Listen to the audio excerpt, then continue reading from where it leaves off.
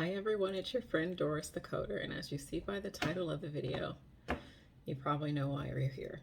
But kind of a plug, so I'm not actually not considering being a coder anymore. I've invested way too much money in the career for me to walk away right now. But this video is, and it's later than I expected, so it's actually to my subscriber, Jamie. She said it would be a really good idea to share with coders what they could do besides coding with their coding certification. So for clarity, let me just define what I mean by coding. Okay, so coding is the process of taking data and translating that data, just raw data. So you don't take code and put a code from one place to another, right? So I don't take it off of Superbill, put it in a practice management system, and I'm coding. It's not what coding is. Coding is taking raw data, a laboratory report, a radiology report, an item, a progress note, an operative report, whatever, and translating the details described in that data or that document into an alphanumeric code for tracking purposes, because that's all coding really is, right? So that might be claims reporting or whatever reason. That is what coding is. So you might be a coder who is a CPC. So you're a AAPC certified coder. You could be an AHEMA certified coder. They have some other coding certifications, a bunch of them out there. So I'll just use those two. They are not the only ones, but for those purposes. So you're kind of tired of coding records, right? Sitting down, coding records, looking at records. So what do you do with your coding certification now that you no longer want to sit and abstract and assign codes, be it diagnoses only or diagnoses and CPTs? You want to do something else. So there's a lot you can do besides being a coder. One is you can kind of step up, right? You can do like an auditing position. So you can be the person who actually looks at how coders report services and determines whether or not that's proper or not, right? And you can do that on behalf of internally within your organization that you work for currently. You could do it external auditors, where maybe you work for an insurance company who would come into a practice to audit that. Auditing is one of those things that you could do besides coding. Now, if you are a person that has both coding and reimbursement experience, which I think is, like, I say this all the time, that is such an amazing thing. Like, those are two skills that are a perfect marriage for me.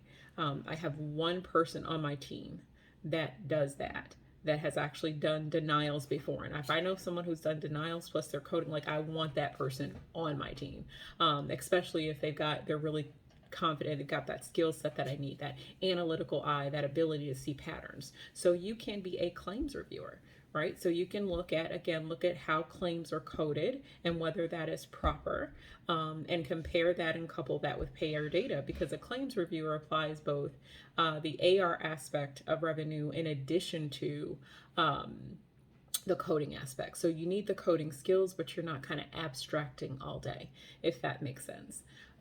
Third thing you can do is you can do things related to research, right? So one of my clients was working on some diagnostic imaging project or whatever. So my skills were very helpful in helping them kind of track and get data and understand what to look for and how those things would be captured, right? All because, again, data is used and they're trying to track it. So even within their system, we want to find these particular cases, right? How can we do that from a coding perspective?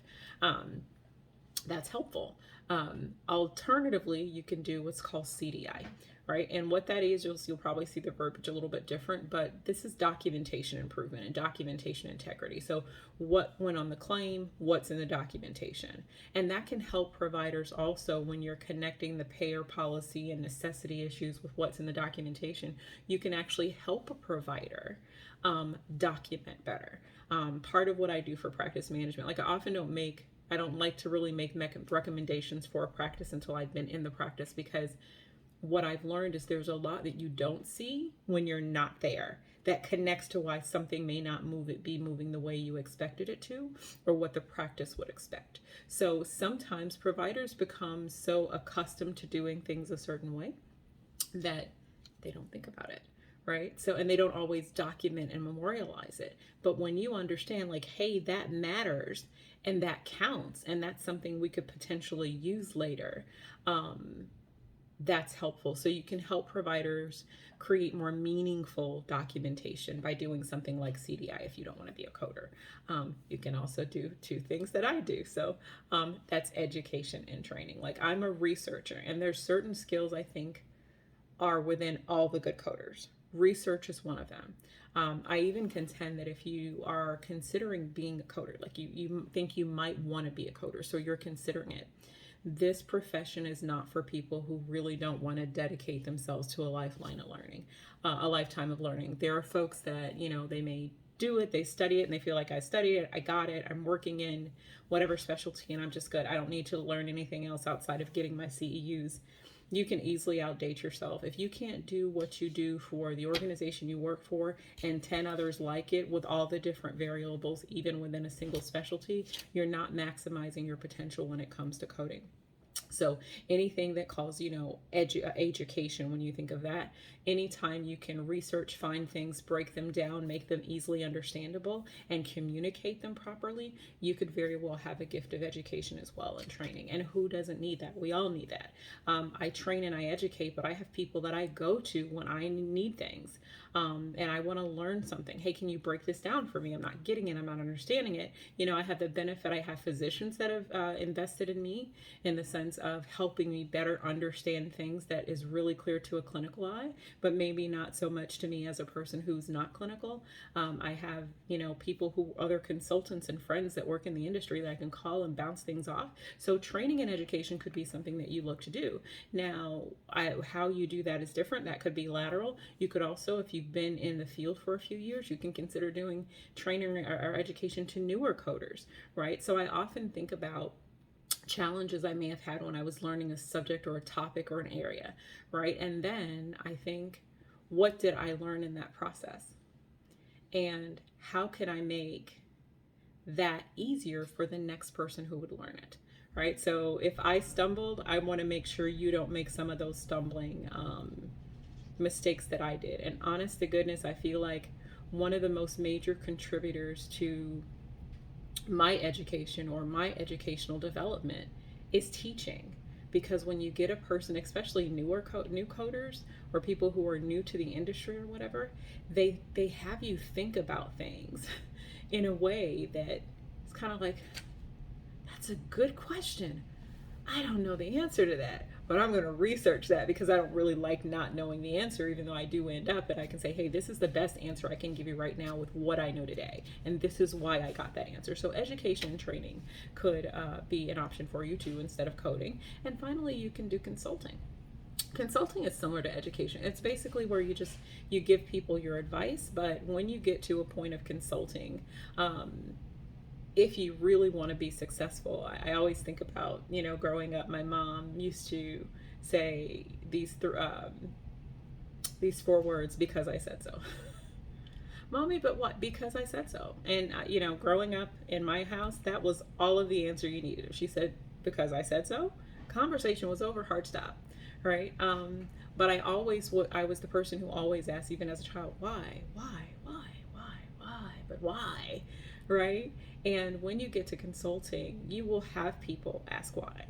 I think it's an honor to be able to have people ask for your advice or ask for your opinion and actually be concerned about that, right? And you be able to help and support people in areas that they're struggling, because it's something that comes full circle. Like, you're going to struggle with something and you're going to need help. I am always in a learner position, no matter what, right? So even in an area that I know, there's something still to be learned that I can learn. And as I enter into new areas, be they professionally or personally, there's something to learn. So I always take the seat of the student, and I take that so often that I can understand what that position looks like and feels like and make it better for the next person, or the person that would trust me to provide guidance and consulting to them. So those are some things you can do if you also no longer want to be a coder.